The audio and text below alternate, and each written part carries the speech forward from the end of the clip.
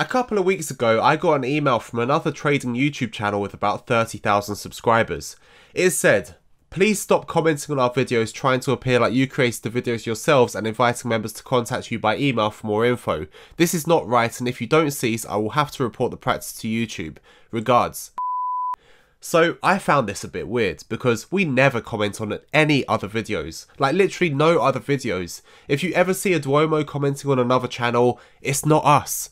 But I didn't really think much of it. We just replied to them to let them know it wasn't anything to do with us, and then we just got on with it.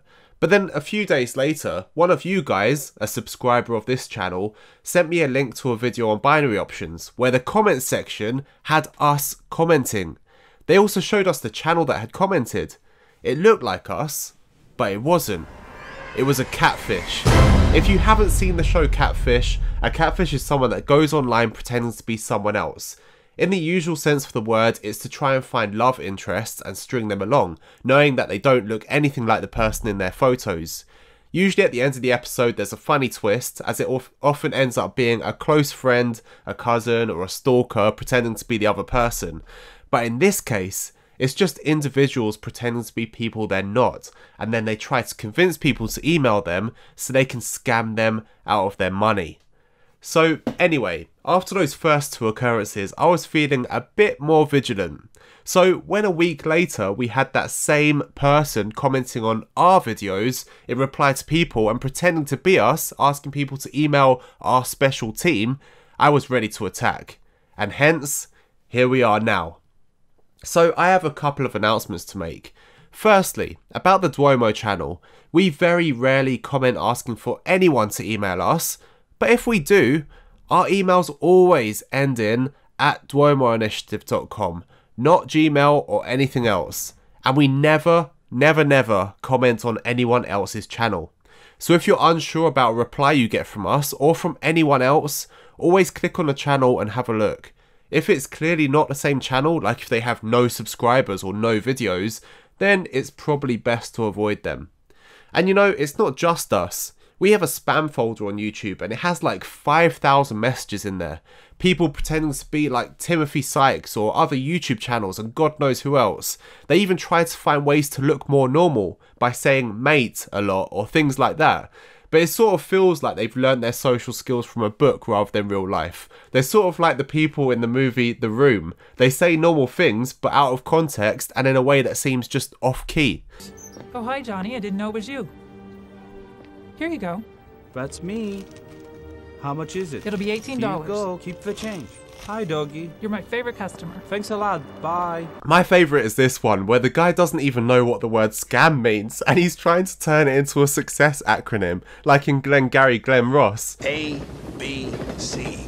A always B, B, C closing. Always be closing. Success can be achieved more. Okay mate, I'm convinced. Please scam me, it sounds wonderful. I've even seen multiple cases on our video where someone pretends to be a normal guy or girl, they talk about success they had in trading, usually binary options, and then when someone replies, they engage in a normal conversation, before eventually asking the person to email them.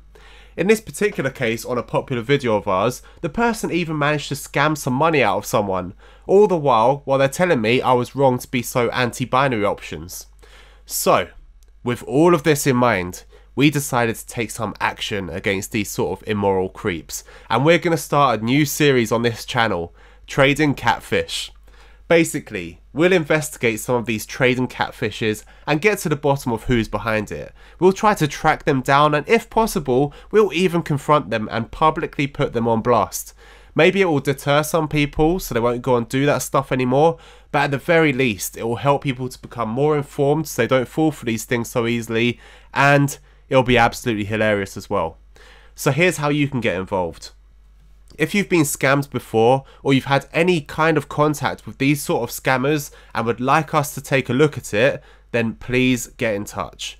You can send an email to contactduomo@duomoinitiative.com with as much detail as you can, and we'll see which ones we can look at for the new episodes of Trading Catfish. But finally, since I started seeing how some people do get punked by these scammers, and I even have my own first-hand experiences with this type of thing in the past, I decided to ask a friend of mine who works in the fraud department at the head office of one of the largest banks in the world, and I asked him to share some top tips to avoid getting scammed. But then I sort of got distracted because he sent me some useful links, and I stumbled upon one of them which is about the story of a woman and her daughter in Pound World. The link is in the description box. So basically, some cunning caller managed to convince not only the woman and her daughter, but also the entire shop staff that there was a competition to win money for charity. But to win the money, the woman and her daughter had to let the shop staff ride them like horses and kiss the feet of the staff. They were terrorised and humiliated and decided to leave the shop, as any normal person would do. Only for them to get another call 10 minutes later and be convinced to go back again and take part again. Talk about learning from your mistakes, jeez. The woman says she's now traumatised and can't go back in Pound World unless she's accompanied by someone. But she did have to go back in a few days later because they're the only place that sold some special straws she needed for her holiday. Because hey, those straws were really special. She was willing to go through that trauma again. So the moral of the video: don't let people ride you like a horse in Pound World. Don't lick someone's feet just because a random caller tells you to, and always be cautious of people that contact you in their YouTube comments or anywhere else and ask you to hand over money in exchange for their account management services or anything else without knowing precisely who they are, what you're getting, and where you're sending the money. But that's all for now. Don't forget to send us your submissions for trading Catfish. You just need to email to contact@duomoinitiative.com and we'll start looking into those. If you're looking forward to this new series, hit the thumbs up button, let us know. Leave a comment letting me know if you think it's a good idea or what we can do with it. And don't forget to subscribe to the channel so you don't miss out on any of it.